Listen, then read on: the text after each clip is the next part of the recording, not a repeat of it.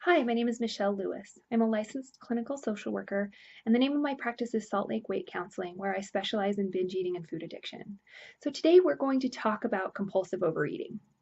So when we look at compulsive overeating, most people think that it's some sort of character flaw.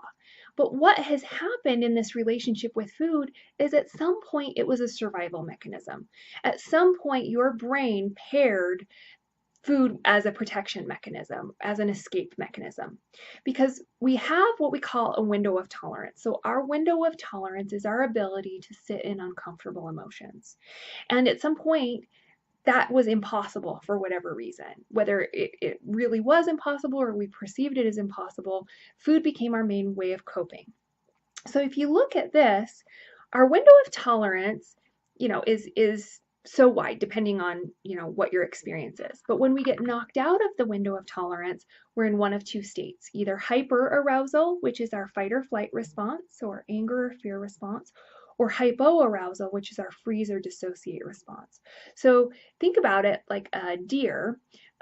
Initially, they try to flee, but when it seems like they are not going to make it, they freeze. And people do the same thing. So if we don't have the ability or don't think that we're capable of fighting or fleeing, we will end up in the hypo arousal response. So freezing or dissociating. So dissociation, I refer to it as the psychological form of shock.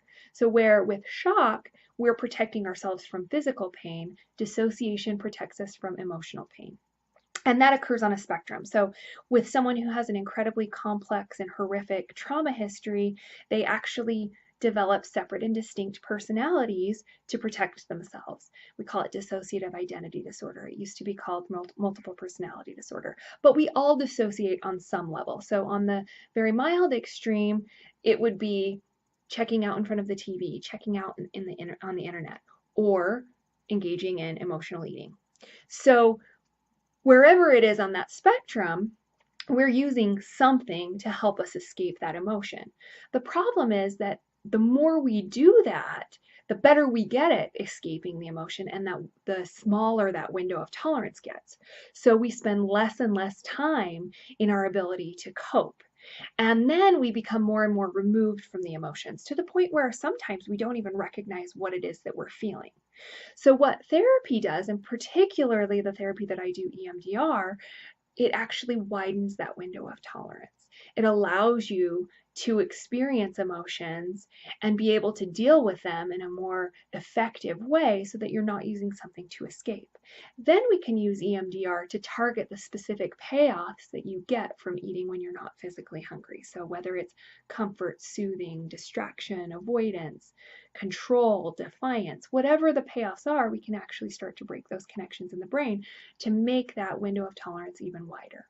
So if you're interested in learning more about how this can work for you, please contact me today.